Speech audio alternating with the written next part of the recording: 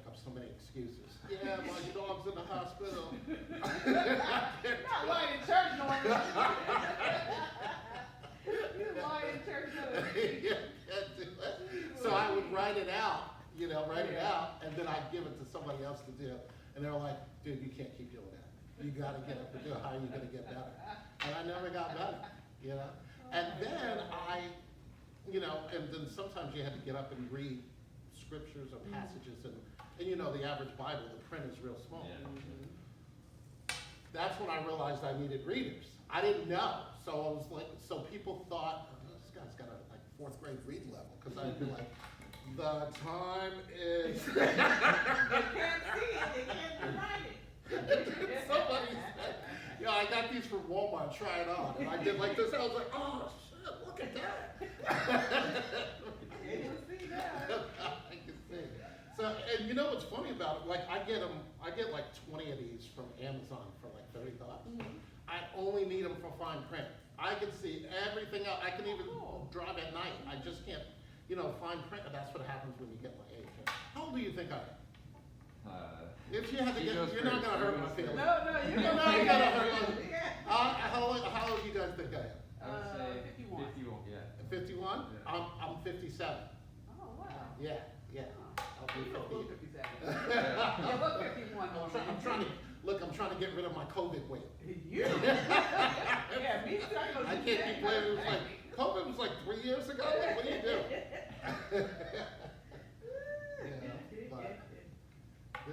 And this, if you want to lose weight, this is not the business for it, because you sit in your car, you sit in client's house, you come back, you sit in your car. Right. It's Literally. like you're never walking. Hey, my legs were swollen. I was like, golly, what's going on? I'm sitting in my car too much. Oh my God, yeah.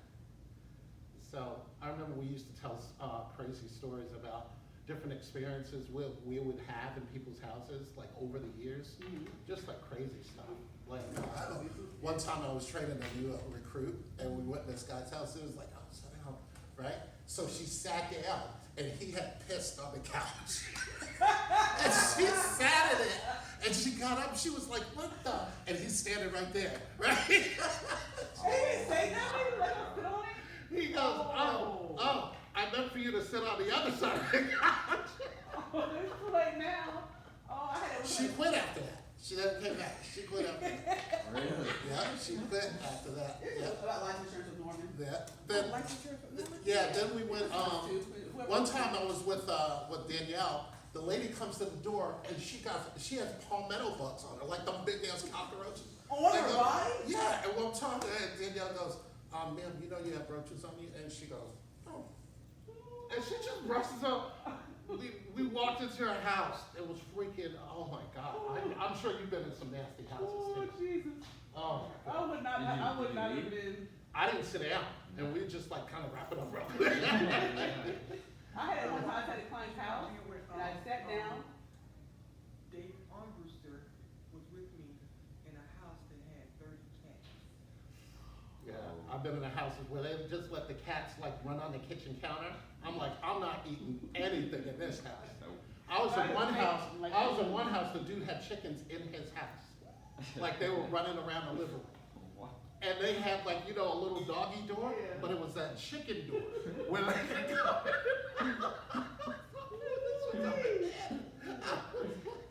and that happened when I just moved down from New York. I was like, what? Yeah.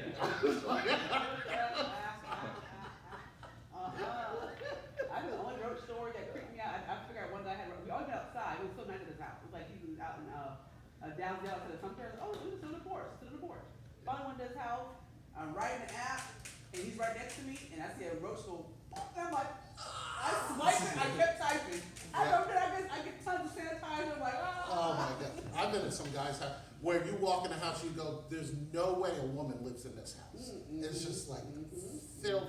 I mean, this guy had like newspapers all over the floor, and he doesn't take the dogs out, so the dogs just crap all over the house. Yeah, it's just like, man, come on, bro. A wolf in his He house? had a wolf. He had a wolf. And he sat there in front of us and urinated on himself. And I'm like, it's time to go. Yeah. It's just crazy. You know what my kids are calling called me, baby. I did the school called me. I got to. I use my kids a lot. Oh, the school called me. I got to go. But when a cat sees my face, and right before they brought the cat back, I was doing her app for med stuff and like, you know, technically we did this stuff, but it's I didn't hear none. yeah, it's okay, well, you know, whatever. So I was doing this application for this client, and then she has tons of like 8 or 9 cats, and she has memory issues, and you'll see her soon before she forgets all about it. But anyway, her husband's there, he had a stroke, he's moving around in a wheelchair, and she has memory issues, so she's able to, it's crazy. So then she gets, I'm doing an application, she gets up out of nowhere, gets a cat on the back, put it right next to me. And hey, the cat's really sick, he's really snotty, we don't know what's going on, but he's been like this for a long time. I'm like, okay, whatever. I'm just like, it's a black cat right here next to the table. Then I like, as soon as she said that, the cat sneezes on my face. And I was like, ah! And I dropped it, I dropped it. And they're like, oh, you're so dramatic, oh, you're fine, you're fine. I'm like, oh yeah, I'm fine. I got out of there so quick. I smelled my face with sanitizer. I couldn't go home, I had to put in 16 after that. I was in Goose Creek, I was too far. So then I was like, you know what, I'm going to appointments in St. Stephen, I'm going home. I get home, my daughter's like, Mommy! I'm like, no, I Don't touch. on me, do not touch me. Took a shower, now you can hug me. Yeah. I've had some scary ones, I'm just like, I had a client that, you know, sometimes you're running into clients that pay a lot of money for medication for their animals, like it's part of the family. And this, she had a little dog that had congestive heart failure. But so the dog's tongue is hanging out inside his mouth, and the dog just stares at the wall. Not only did I have congestive heart failure, the dog was blind. So the dog would like look at the dog had diabetes. She was giving the dog insulin shots. Congestive heart failure. see enough comedy about it. $500 a month for medication for this dog. But meanwhile, she's on low-income assistance. what the heck? I know it's real life. Oh, People my like, goodness. they do some crazy stuff. So I wanted this to kind of be like a round table where we can give feedback back and forth, because one of the things you're gonna notice over time is that there's more than one way to skin a cat when it comes to this business. Everybody has a little different way of how they handle each aspect of this business.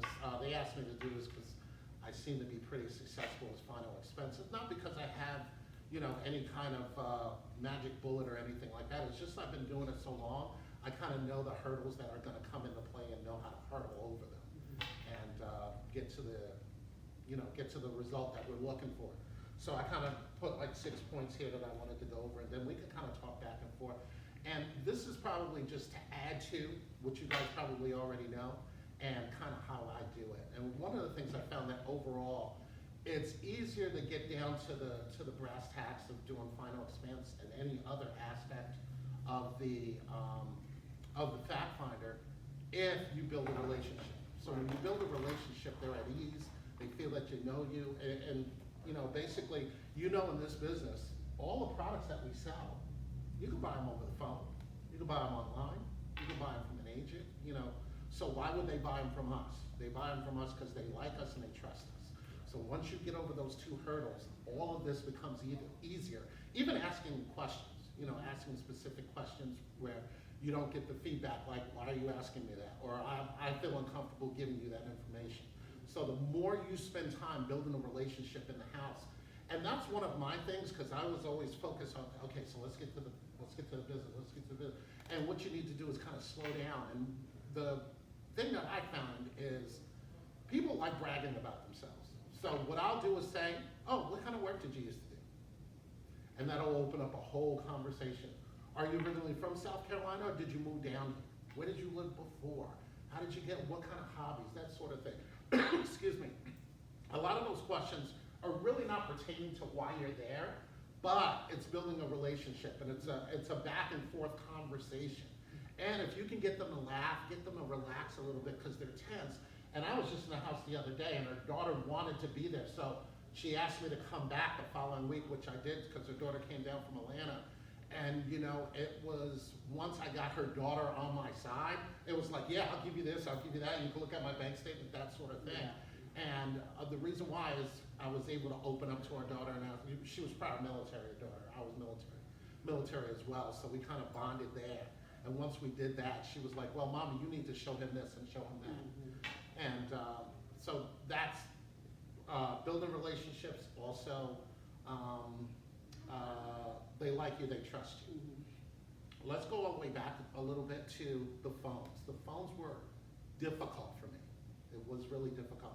I know it's probably difficult for you guys as well. And I think one of the reasons why it's difficult, well, at least it was difficult for me because for a while I was kind of sounding like a telemarketer because I was following a script. And I was so focused on getting every word from the script in the phone call rather than trying to understand what was going on their end and then capitalizing off of that to turn it into an appointment. So I kind of had to get away from the script a little bit and I kind of had to be myself on the phone. And what I noticed is you got about 10, maybe 15 seconds to crystallize this and find out the sweet spot where you can book appointments. So what I started doing is, my manager, when I started, is no longer here, but I would say, hey, you know what, Betsy, I'm gonna take this list and I'm going to my car. You want me, just call me, I'll be in my car. And the reason why I went to my car, because when we used to be in North Charleston, we had cubicles and there was noise in the background. And, you know, I was concerned about people listening to what I was saying, and then I was getting cross-talk what they were saying because they were following the script. Let me go to my car. I felt comfortable. And what I would do is I'd grab a handful of leads and I'd say, you know what, I'm gonna call 25 people, then I'm gonna take a 10-minute break. Then I'm gonna call another 25 people. So this way it wasn't, because people can hear over the phone. Exactly.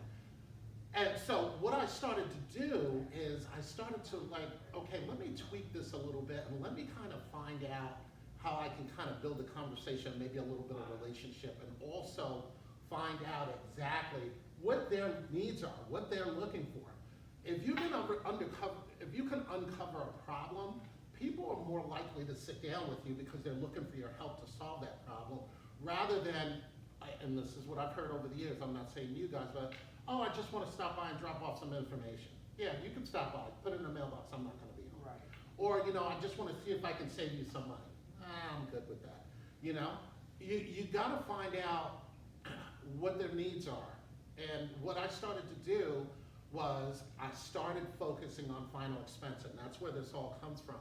So I was, one time I'm driving and I was listening to talk radio and they were talking about Life Insurance Awareness Month. I actually forgot what month it is, so now I say it all the time. So I said, you know what, this is Life Insurance Awareness Month. And then I started mixing it up. When's the last time you heard from your agent, okay? When's the last time you did a review of your policy? Does your beneficiaries even know where your policy is? You'd be surprised that they don't even know where the policies are, So I started asking questions like that. Were you smoking back then? Maybe you're not smoking now. What you want to do is kind of go through the list of things in your mind and throw those things out there. This way, oh, okay, well, when you took the policy, you smoked, but now you don't smoke now. I could probably save you about $20, $30 a month. I'm going to be in your area. And I never say, as far as an appointment, let's set an appointment. You know what I say? What's your schedule look like Monday?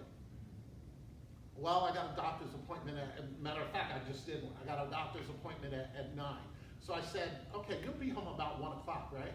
Yeah, okay, I'm gonna be up that way at 1 o'clock. I'm gonna put you down for 1 o'clock. If anything changes, let me know. And this way what we can do is we can get the company on the phone, make sure that you have what you think you have.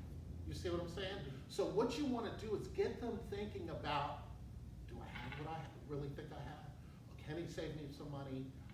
Let's review this and make sure I got my beneficiaries right, all of those things. So what I try to do is kind of break down what I think might be an issue and then talk about that over the phone. And the kind of the pushback that I got in the beginning, well, new agents, they don't know enough. All they have to do is get us in the house and we'll do the rest. Yeah, I kind of understand that, but you want to give the client a reason to be home. And when I was doing the script, you know what I was getting? Porched. I was getting porched.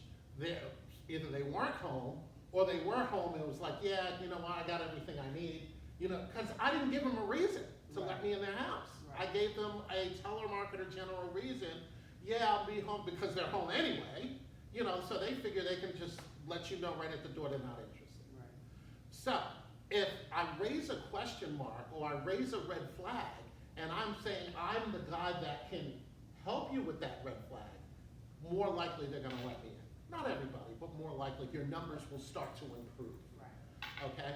You know, gone are the days where we used to get leads where it actually was, well, I'm looking for this, or I'm looking for that, or I need to save money on that. So now you gotta get more creative. So what I'm saying to you is think about the process and how you would handle it, and then convey that over the phone. And then I think you'll find that your numbers will start to go up as far as your appointments. Does that make sense? Yeah. I was looking to get feedback too, so I was kind of doing a back and forth. What are your thoughts on that? I mean, Because it's frustrating. yeah, It's frustrating to drive an hour to somebody's house and they don't even let you in. yeah. Yep. I've been before a handful of times, and, you know, the only thing I've gotten that's helped me with that is just, like you're saying, creating a little bit more of a need to see them. But, it's a little harder to uncover the information on the phone about like what the red flags might be. So like, I like what you're saying about spelling it out to them, to like make sure you have the right policy, we're gonna just call them together. Yeah. Start throwing things out there, Yeah. okay? You can even say, hey, you know what? A lot of clients that I've been dealing with in the last couple of weeks or the last couple of months thought they had a term, thought they had a whole life and it turned out to be a term. Right. Oh, okay. Or it turns out that they're paying more than what they need to. Right. I'm licensed with 160 companies. So basically, when you're dealing with me, a whole life is a whole life. I could possibly save you some money. And then on the flip side, the cherry on top, I might even be able to get you some cash value back. Right. Okay? So now I'm like, wow, okay, he said he could give me some money back. Maybe I'm paying too much. Yeah, I'll give him 10, 20 minutes. I'll let him in the house. Yeah. You see what I'm saying? Give them a reason by throwing things out there, okay? You wanna kind of be general, but you wanna have enough specifics in there to get me interested into letting you into my house, especially you're a total stranger. Now, once you're in the door, you know, you build your rapport, you build a relationship, and now you're good. But it's just getting past the door threshold there, Yeah. you know? So I think by adding those things in, that's gonna help a lot, okay? And sometimes what I say is, I hope a few times where, oh, I think I got something, I think I'm gonna say, well, let me come and see it, just to make sure you have it. Let me come to you and see it, because people get a little confused on how to read their policy, to make sure you have what you think you have, and then I'm going into. I'm doing Have you found that been insurance successful? review. Yeah, a few times. Okay, Yeah. okay. Sometimes- Have you found that, what do you run into, or what do you do when they say, I can't find my policy? Or it's in a safe, or my daughter has it, I'm sure you guys heard that before. Yeah, I Google a company, I call with them, with, Right. on speakerphone, and they Right. can verify their information. So, and give permission to Yeah, talk. and so what I'll do is what I did the other day, I was like, let's take a look at an old bank statement. Mhm. Oh, I do. Because it was, matter of fact, like I said the other day, it was right on there. She had Mutual of Omaha. We called up the company, and I'll always call up the company, especially if they can't find a policy, for the simple fact is, it's real simple. I call up the company, hi, my name is Norman Joseph, I'm an advisor, I have Mrs. Jones right here, I can put her on speakerphone, she can verify who she is and give you permission to speak to me. Once she does that, you take the phone back and you just go to town on your Yeah. list of things to ask. And usually my list, first of all, never take the client's, the client statements as fact. Right. I always ask, re-ask. Right, right. Okay, so what's the face amount? What's the monthly premium? How long have they had the policy? What type of policy? What type of policy? Is there any outstanding loans? Right. What's the current cash surrender value? Okay? So that's what I'll do, is I'll go through those things, and you guys kind of know what to ask. Yeah. Once you go through those things, say, yeah, they went over that. Yeah, I mean, I have a sheet that just Yep. has, the Yeah, and then you know how to explain if they got a universal life. That next step is to ask, what's the current cost of insurance? Right. You guys went through that, right? Yeah. Okay, cool. So those are the types of things you ask, and you got your big white paper here, and you can break it down, and then show them, and just in a plus or minus, real simple, how this policy is being broken down and what they're actually paying for. Okay? And then, like I just said earlier this morning, that lady that had 7 policies, we actually called 7 different companies. Wow. And back in the day, you used to be on hold for a long time. I think my longest hold time was like 6 minutes. So I guess maybe these companies are increasing their customer service pools, but I didn't wait on hold a long time, is what I'm trying to say. Yeah. So don't be afraid to get the company on the phone, put them on speakerphone. because it gives you credibility, because they hear it from the company Right. Yeah. themselves. And a lot of times the company will sell the product for you. So even though you just said that you know what the cost of insurance is, let them say it. Yeah. So I'll say, so, okay, so Mutual of Omaha, so you're saying the cost of insurance is $80 and she's paying $60. So where are you getting that other $20? Oh, we're getting that from the cash value. Oh, okay, so you're going into our cash value, and they're recorded, so they're gonna tell you the truth. Yeah. Oh, okay, so what happens when all that cash value runs out? You're gonna ask her for more money. Exactly. Are you gonna give her more life insurance? No. Okay, so what happens if she doesn't wanna give you more cash value? Oh, we're gonna cancel the policy. You let her hear all of that, Yeah. okay? And then after that, she's gonna buy a policy from you 9 out of 10 times. Right. Yeah. You know, so you break it down and always call, and don't be afraid to call. Always call, don't be afraid to call. All right. Build relationships, uncover problems. What else with final expense? Always have your, when you go into your ASD and you go into your, where you can, the calculator. You know, when you can go in and put your name, you know, your date of birth, male, female, you can go in and all the companies come up. CSG or. Yeah, your CSG. Always have that at the ready. Yeah. A lot of the times what I'll do is I'll call the client before and I'll say, okay, Mrs. Jones, just so I make sure I have the right, I bring the right information, can you just give me your date of birth real quick? This way, now I can do my homework. Yeah. Date of birth, zip code. Yeah, now I can do my homework. Because a lot of the times I've been in places where I couldn't get on CSG. You know why? No internet. Yep. Yeah. Now you're screwed. You know? And you'd rather not make a second trip. So if you got an opportunity, or if you know you're going to go to a rural area, if you can get a date of birth and you're thinking in your head, okay, you know what? I'm going to do a 15, a 20, a 25, and a 30. Yeah. Okay, I get that. Okay, so now I can walk in there and she's kind of right around in there. You know, right around in that price point from 15 to 35,000. So that's what I'll do. Also on my phone as well. I've been in places where my iPad didn't work, but my phone would work. So what I did was I downloaded the Mutual of Omaha quoting tool on my phone. I don't know if you guys have that. That more than me. Okay, Mutual of Omaha, I like them. Their underwriting is very strict. Yeah. Like I've found that I've got declined with Mutual of Omaha, but I went over to Oxford and it got approved. Yeah. You know, so that's the beauty of it because you can kind of play off of it. You know, like I just said to the guy, I said, look, Protective Life declines you, but I can get you at Oxford. It's going to be a few dollars more, but at least I can get you approved. He was like, yeah, let's go with that. So now, are you actually checking the box that says that they got denied for life insurance when you submit the new app, or are you just letting them? No, I don't, especially if it's within 30 days. Yeah. You know what I'm saying? I mean, it was a couple of months ago, you know, but if it just happened a couple of days ago and I'm onto a new app, Yeah. they're not going to see it. Right. You know, it's not that quick.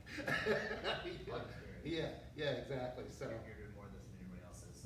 yeah. So that's what I do. I mean, there's a lot of time, and then after a while, you kind of get to know who's going to be more lenient with underwriting and who's not. You Right. know, I almost all the time Oxford will approve it. I don't know what's going on over there, but it just gets done. You know, and they all have that automated thing. What I do like with Mutual of Omaha is you don't have to go through the entire app to find out you got declined Yeah, Right. yeah, favorable. or graded. Yeah. Yeah, halfway through the favorable. Yeah, they'll say favorable or, you know, unfavorable. Yeah, okay, boom, let's go to the next company. Yeah. You know, so, I think we're not did it anyway. yeah. Right. One Yeah. was literally last week and then it got denied, but I'm like, you know, I called up until it was denied, it was like a medical, some of her medicine, she was a lot of application. Mhm. So I told her, I said, hey, you know, we can look, she said, well, don't worry about it, you got my grandkids, don't worry about it. I'm like, Yeah. Whatever, but I'll revisit later, but she's former military, so she has Yeah. tons of insurance, she's one of her newer grandkids were on a policy for themselves, just in case something happened to her, but it's just like, yeah. I think everybody here realizes that doing the phone calls, doing the cold calls is like the most challenging aspect of this business. So the way to kind of offset that is put all your energy and effort in getting referrals. Yeah. You gotta do that, especially, and sometimes referrals can be sitting right in front of you in the form of a beneficiary. Yep. Yeah. I've done it a lot of times, you know, where it's like, yeah, I gotta, you know, my daughter, oh yeah, I think I wanna put a policy on her too. Yeah. You know what I'm saying? So always look for the referral. Someone was saying in the ASB college, was it like, the people will start telling you about their friends and families having other issues, but you're so focused on the one sale that you just blow past it instead of saying, oh, we'll get right back to that and write the name down real quick, whatever, their sister, coworker, whatever, who had an issue with it. Yeah. And you say, well, what's their number? Let me give them a call, make sure they're not slapping the situation. I say, let's get them on the phone right now. Yeah. How about you call Yeah. and then put me on the phone? Yeah. Right? Even Okay, better. so you're my spokesperson, Right. right? Yeah, I got a referral. absolutely. I called immediately. Yesterday I got a referral. He said, hey, my uncle needs help with that humana. You help us with humana? I help like this guy, his whole family in Eugene. They had like 7 or 8 people. Mhm. I'm like, I'm gonna call him right now. I don't wait. I'm gonna call him right now so they have to Yeah. be locked in. If Yeah. I wait too long, they might forget who I am and say, who Yeah. are you again? Uber first? No. Or I'll forget, Right, Right. right. What I did a couple of years ago is I instituted, and it's actually been very successful, I still continue to do it, is the gift card program. Oh, yeah. Yeah. So I set up an account with Walmart, and I send out $20 Walmart gift cards. And I tell people, I say, look, if you know of anybody that I can help with what I just did with you, I said, if I help them, they mention your name, you'll get a gift card.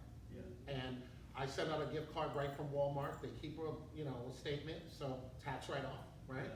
And I send $20 Walmart gift cards, and I've literally made thousands and thousands and thousands of dollars off of $20 Walmart gift Yeah. cards, So just another tool, put in your Yeah. toolbox. I don't offer to everybody, because people kind of sketchy. I'm like, we don't offer this card. Well, But. you know what it is? You know what it is? It's just, you gotta say, if I can help them. Right, I do business. Okay, so Right. don't just give me a bunch of bogus names. Yeah. If I help that person and I write business in the house, I don't mind giving you a $20 gift card. Right. Because if I write business, I'm gonna make what? At least $300 to $500, at least, Right. So, and it costs me $20. So now I can go get referrals from that person, and so on and so on. So the more referrals I get, the less time I have to spend on the phone. Yeah. You see what I'm saying? Yeah, if each person gives you 5 people and you get one of those 5 people, Yeah, so on yeah. and so forth. Yeah, you're okay, well, exactly. okay. Exactly. Some people are very finicky, very particular, like, well, no, I'll call her and I'll give her your number. I don't want, you know what I'm saying? You're gonna run into that. Yeah. But for the most part, like I said, and I'll say it like 2 or 3 times on the out, don't forget about that $20 gift card. I love giving gift cards to people. Yeah. And they keep that in the back of their mind, and they'll call me. Mhm. And then they'll call me back, make sure I get my gift card now, Yeah. no I problem. have people like I'm that. mailing it out right now, and I'll mail it right from Walmart, right to their house, and they'll get it in like 3 days. Yep. And $20 is not a lot, but they looked at it, all I did was give them a name. And I Right. got $20. Right, and then, I have one lady, she's excited. Every time, she got a policy for her son, her grandson, her Right. cousin, her brother, and then she called me, can you have my other cousin? But he won't answer the phone, so I'm like, hey, remember that cousin? Yeah. I wanna help him, but let him know, and she was excited, we gift cards, she was like, woo, and I'm like, go ahead. Exactly. And I do it personally, I know you said, well, she lives in Goose Creek, so she's local. Mhm. If she was longer, I would mail it, no problem, but I personally wanted to go by and give it to her, and she's so excited. I'm like, hey, wait, and if else you want me to help? And she said, oh, no, not yet, but I promise you, if I find somebody, I'm gonna let you know, get my gift card. I'm like, thank you. Exactly. So we'll get really excited about it. Another thing I wanted to add too is, don't be afraid to work on Saturdays. Yeah. Whether you book appointments on Saturdays or you call on Saturdays. Yeah. If I call on Saturdays, I start calling at about 9, and I'm usually done by 12. So from 9 to 12 is that sweet spot. Yeah. After 12 o'clock, oh, my daughter took me out to lunch, they're not home, they're out in the yard, whatever. Yeah. If you get them right there between 9 and 12, that's a very good time to call, because they're not expecting telemarketers to call. Right. They got the guard down, They're actually gonna pick up the phone, where I'm sure you've been in houses, the phone ring, they go like, I'm not answering that. Yeah. It's telemarketing. That guy was telling me he used to have luck on like Sunday night. Yeah, And yeah. I'm like, that's nuts, dude. I got cursed out a couple of times on Sunday, so Anybody on Sunday in the especially in South. the South, so Anybody on I, Sunday in the South. yeah, but, on Saturdays, matter of fact, I work with a girl, she used to call, Saturday, she used to call up to 9:30. Really? Yeah, and she would get appointments, Wow. and I guess they're just sitting around watching TV anyway. Right. So it's like, yeah, come on by. And yeah, I mean, like telemarketers have laws that prevent them from making calls, but like, if I'm not selling you something over the phone, I'm not a telemarketer, so I can call it anytime. There you go, Yeah. there you go. That's So right. I'm not gonna that's, lie, I'm a that's human. the thing as well. Push through. Always be looking for solutions. And the reason why I say that is I had to change my thought process. And my thought process in the beginning was, I'm a sales agent, I'm a sales agent, I'm a sales agent. And once I switched it over to I'm a problem solver, Yeah. then it became easier. Because I'm not going in your house with the premise of selling you a product. I'm going in your house with the premise of finding a problem and then coming up with solution. Yeah, And I've said that for a decade, job interviews, and it's worked pretty well. yeah, and we have the distinct privilege here of being licensed with so many different variations of products. And then so many companies in that product space that it's very rare that we can walk into a house and not be able to do anything. Yeah. You know, unless they're just so freaking sick that you can't, you know, you can't sell them anything. I've had that happen before. You know, so look for solutions and look for problems and then come up with solutions. And what I do is I kind of pull out a white paper and I say, you know what, Mrs. Jones, I'm going to come sit next to you real quick. You know, I'm on her side. That's how she looks at it. I'm sitting on the same, you know, if we're sitting on the couch, I'll come sit next to her, or I'll pull up a chair closer to her. You'd be surprised those little things, you know, the nonverbal things that we do speaks louder than what we say. You know, and they, you know, all the sales, they talk about eye contact and Yeah. shake firmly and different things, kind of incorporate all those things. But I personally, don't be mechanical about it, you know? Be yourself. If that's your normal self, then act like your normal self, you know? And when I first came down here from New York, it was difficult because, oh, you talk too fast, you're city slicker, you know, they were getting that rather than, yeah, no, I'm not from the South, but I was like, let me water it down a little bit. Let me slow it down a little bit. Let me take into account my audience, Right. you know, and bring it down to their level. I don't have to use so much, you know, keep it simple, stupid. That's what one of those politicians said, keep it simple. And that's what I did. And if you keep it simple, you relate to them, and you get, and you convince them that you're looking for a problem and that you have a solution for it, then the other money will come. Yeah. You know, the products will come. And, you know, you'll be surprised. One of the things I used to do, and I don't do it anymore, was judge a book by its cover.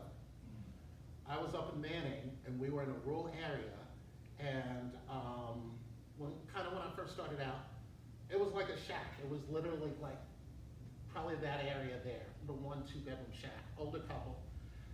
And I said, okay, you know what? Told me to go through the fact finder.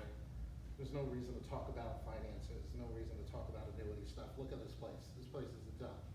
You know? And so in the back of my mind just told me to my manager said do the fact finder, so I do the fact finder. So I said, you know, I got to the part where it asks about, you know, checking and savings and stuff like that. So I said, how much do you think you have in your checkings? How much do you think you have in your savings? This guy said he had $750,000 in a checking account in the bank right up the street. But the owner In a bank. checking account. He had $750,000 sitting in the checking account. What was the savings like? I'm thinking, did he say $750? No, he said $750,000. And, you know, so I go into my whole spiel, you know, with the chart about the market and, you know, Yeah. what we can do for you and stuff like that. And his wife chimes in and he was like, we don't need any more money. Which I said, yeah, but you're paying interest on this money sitting in a checking account, it Yeah. should be protected and this and that. They was just like, we don't need any more money. So from that point, I learned not to judge book values, because you'd be surprised. And you know, there's stuff out there like The Millionaire Next Door. Yeah. You know, you've heard of that book, The Millionaire Next Door, and there's somebody right next door to you. Like, I got a lady in my neighborhood, you would never think. And I brought Matt over with me, and she's like, yeah, I think she had like almost $5 million in Merrill Lynch. Right. She doesn't look like she's got $5 million, not even close to that. You know, so that, don't judge a book by its cover. If people who don't have money dress nicer to look like they have money, people who have money don't give a shit what they look like. Yeah, exactly. I guess why a lot of billionaires just wear t-shirts, Exactly. right? T-shirts and Who's jeans. gonna tell them there's a dress code? Adam Exactly. Sandler has so much money, you don't care what he looks Yeah, look at Zuckerberg, right? Yeah. There's no dress code when you can buy the restaurant. Right, exactly. Is there anything that you guys think I might have missed? No, not right now. I I have a question, but I don't know. I missed the beginning. Oh, we were just talking about, booking and how to get into, what to do in that first 10 seconds. And I was focusing on, what did I say? Life insurance review, okay? Instead of, because what we're kind of trained to do is get in the house through the path of Medicaid. Right, Okay, that's good, but why not try to get into the house through the path of final expense, yeah. right? Yeah. I mean, that's- Yeah, switch it up a little bit, even for your own sanity. If you're saying, okay, you know what, I came in and since 8:30 this morning, I've been booking Medicare, let me try the second half of it. Let me do, okay, this is life insurance review month, and see how that works, right? Life insurance review month, what lady I used to work with, she was great at booking. She's the one that gave me the idea about the whole life insurance review month, and what she would say is, So it's like you say that year round too.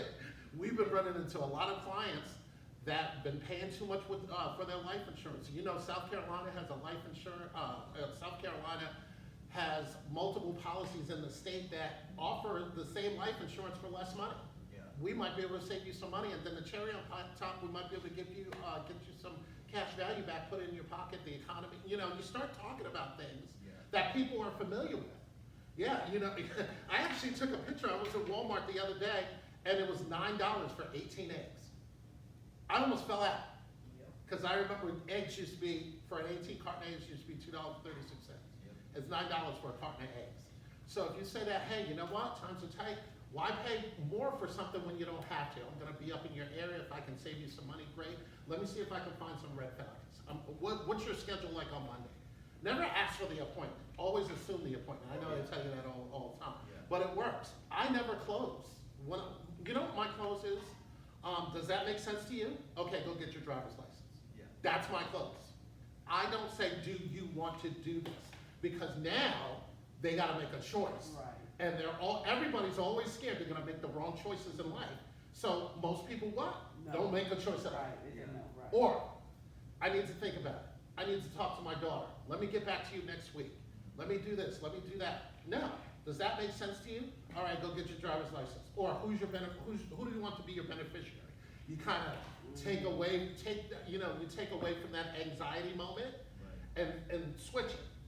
Who's gonna be, and I usually ask that. I say, okay, you know what? Let me go ahead and ask you the house questions. Let's get that out of Yeah, it. yeah. And I'll go through that, and once they answer the last health question, I'll say, okay, who's gonna be your beneficiary?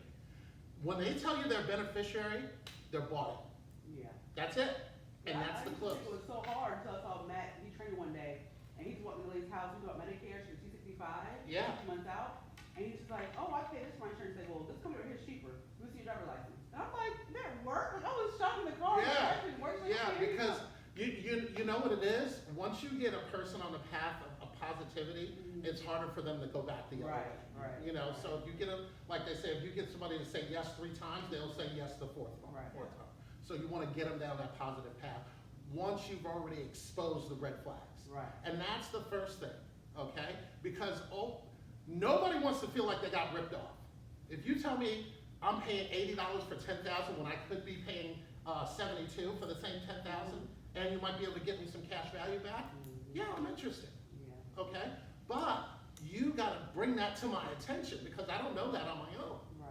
So what you wanna do is raise the flag, and then come up with a solution, okay? But in the phone conversation in the beginning, you wanna kinda just put some thoughts in their head of what could be or what could be happening to get you in the house. I used to get porched all the time. I got porched so much that I actually used to, please don't be home, please don't be home, please don't be home. While I was driving around, like self-sabotaging, cause I got used to getting porched. Right. So now I can put in the numbers, yeah, I did go to their house. Right. And I'm like, this is not sustainable, cause pretty soon, I'm gonna have to ask somebody for gas money. Yep. You know, it was a struggle back then. It was even more of a struggle because in the beginning, I didn't have GPS in my car. Yeah, you had to actually So, have maps and plot maps. No, you know what I used to do? Print out MapQuest. Nice, yeah. Yeah, I used to print out MapQuest, and then when you go in the country, no number on the house. No. freaking mailboxes beat the shit. There's no number on the street, right? 2.3 miles. Okay. And that's what I used to do, and it was crazy. And I drove down here, I had what did I have? I think a 99 Range Rover. Range Rovers are the worst cars you could ever have in your life. The worst car, they always dead last. All kinds of problems. It would stop in a client's driveway. Antifreeze leak. The freaking AC stopped, but it would blow hot air into the cab. Yeah, so hot air. Then the door latch broke, so I had to climb over the meter to get out the other side. So it was just, there was so many times that I wanted to quit. So many times I wanted to quit, but it was told to me, it was like, Norman, just stay here, do your best, stay here a year, and after a year, you're gonna realize there's no other way, you know? And, you know, I was an IT guy in New York, and when I came down here, I couldn't find IT work. So, you know, April called me, I came into the office, I came home, I was married at the time, I said, honey, I found a job. She goes, how much does it pay? I said, nothing. Is that why you're not married her Yeah, anymore? yeah. She goes, it must have good benefits. I said, no. No. So you got a job that pays no salary. Ain't no benefit. Yeah. But he told me if I stay here, you know, a certain amount of time, we'll be successful. And luckily, you know, she carried me at the time. But you're gonna have to sacrifice. I used to work 12-hour days, 6 days a week to get this business going. And the reason why I did that, because you can build a book of business if you keep your head down and you just push through it the first 3, 4, 5 years. Because to be honest with you, very rarely do I actually get on the phone and book appointments now. Yeah. You know, I don't think I've actually sat down and went through a list of booking appointments since the pandemic, because I've been living off my existing business from all that hard work that I put in. You can't do that at other companies. You can't do that as a W-2 employee. So this is the place to be. And we're always available. Anytime you guys want to ask me a question, sure. Right ahead. Anything else? What are your preferred companies? That's a good question. And it depends on their health condition. Right. Because you'll find that some underwriting is more lenient than others. Yeah, like yours. And then some are more cheaper than others, Right. you know? So for my go-to is Mutual of Omaha, American Amicable, Oxford Life. If they're less healthier than that, I've had to go to United Home Life. They came good, matter of fact, I think I just did 3 last week. So those are the ones that I go to. I hear Transamerica is really good. I'm not licensed with them. I hear their e-app is a bear, but Transamerica is good too, especially for folks who have COPD. Yeah, I Yeah. saw that message the other day that they improve HIV. Oh, I didn't know that. Your Yeah, brand okay. said that, yeah. Okay, You yeah. love Transamerica. Yeah, Transamerica is good for COPD. Matter of fact, they'll do a standard for COPD. That's not bad. Where Mutual of Omaha, they'll decline you right off the rip Yeah, for yeah, that. sure will. Yeah, and what's good for insulin? Oxford's good for insulin. Yeah, Um, I got and also for bronchitis, Mhm. you know, that sort of thing. I still haven't found one for congestive heart failure or like taking a blood thinner like Eliquis or something like that. You're usually gonna get graded across the board for that, yeah. you know. Actually, I just did one lady who had, she survived breast cancer, but the good thing is she wasn't taking the cancer rejection medication. So as long as they're not taking the medication, you're good to go. Okay. At least 2 years, at least 2 years. 2 years not taking it. Yeah, 2 years of not taking it, because she had breast cancer like 8 years ago. And she's no longer taking the meds, so they approved it right off the rip, so it was good with that. But those are the ones that I use. Trying to think at the top of the list there. Protective's in there too, Mark. isn't Say it? that again? I think like Protective as well. Protective is good for, you know, if you're getting up there, 50,000, because Mutual of Omaha will go all the way up to 50,000 as a final expense. Right. Yeah. And then after that, you can go to your Protective. I just had a guy decline because they'll go through medical, like, what they'll do is they'll do a phone interview, and then based on how you answer the questions, they'll determine whether or not they're gonna send a nurse to your house. So I had some that was like, they're approved, and then some like, yeah, we gotta send a nurse to your house, we gotta do medical records. Yeah, I'm submission protected right now because they had IUL for a buddy of mine. Yeah, He's, 34, great health. He had, high blood pressure 1 week out of the last year. wow. Is he taking meds? And so now, he was prescribed medicine for it because it was concerning, stressful situation going on, and hasn't had that issue since. Does not take the medicine. He only took it for 1 month. Okay, and they saw it on the MIB probably. Yeah. Yeah. So they saw that, now it's going to be full underwriting, even though it was supposed to be accelerated to begin with. Yeah, yeah, and now they want medical records and all that crap. Yeah. Yeah, it's a pain. And to get all of that stuff, I just went through this guy, it was a month. Yeah. Because now you're at the mercy of the doctor sending the records to protect it. Yeah, I had a I vet. wrote this initially a month ago. Yeah, it'll take a month. And they still haven't ordered the blood work. Oh, wow. Like they just put that in 2 days ago to say that he needed to get this done. Right. It took a full month for them to get the MIB records and the attending physician statement. Right. Now, I don't know if it was different with you than with me, but they took like 3 weeks, and then they came back and said, yeah, we need a wet signature on the HIPAA form, even though it's in the EAP. Yeah. So I don't know. They haven't said that. Oh, okay, well, they said that to me, so I don't know what the problem is. And then, oh, here's another thing too. If you deal with, guys that go to the VA, Yeah. the VA has their own HIPAA form. They Yeah. will not accept the company's HIPAA form. And then my dad had VA, he was great, he's my dad, so I IUL with him, he wanted 500 grand, he got, that, they, basically, he could only get 100,000, he had way more health issues than he told me, but anyway.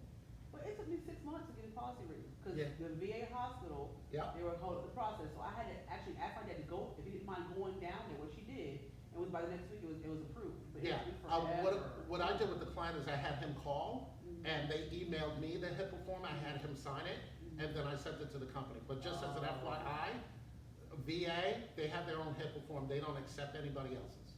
So, just so you know. Pain in the Little butt. nuances you'll start to pick up on just from spending time here. Yeah. Anything else, guys?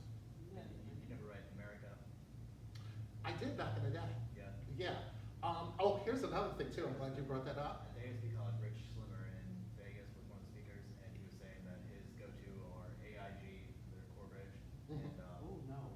and America are his go-tos. Yeah, I like America a lot because they have various products. They also have, and I have one client that just asked me now for one to go along with the homeowners, the mortgage insurance. Right. Which is basically just Life like insurance, yeah. life insurance that decreases when the principal decreases. Right. Okay. They really have a pretty good quarterly bonus. Yeah, As yeah. long as he writes most. But the problem, so the point I was trying to get at is they canceled my contract Yeah. because I replaced too much of their business. Yeah. So what I was doing is, a couple of years down the road, I'm like, oh, okay, I just wrote an IUL with this one, the Mutual's Omaha's IUL, I can save them $12 a month and get back the cash value.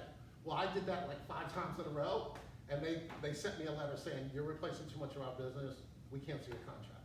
And then I tried to get back, but they won't let me, so. Yeah.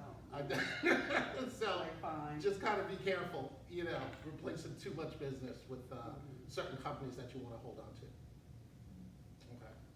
But as you guys know, my door is always open. Yep, I go trigger hours. Hey, guess what?